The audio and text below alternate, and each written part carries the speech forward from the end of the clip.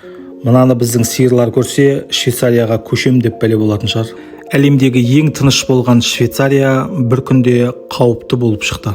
Швейцариядағы Альпі тауларындағы құлаған мұздықтар бүкіл бір ауылды қиратты. Айта кетсек, осыдан бірнеше күн бұрын Альпі тауларының бөктерінде орналасқан Блаттен ауылын мұз басып қалған болатын.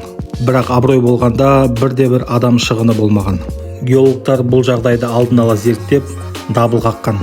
Швейцария билігі тез іске кірісіп, ауыл тұрғындарын қауіпсіз жерге көшірген. Бір таңғаларлығы, тұрғындармен қоса 52 сиырды да эвакуация жасаған. Тікұшақпен жеке-жеке 52 сиырды қауіпсіз жерге көшірген.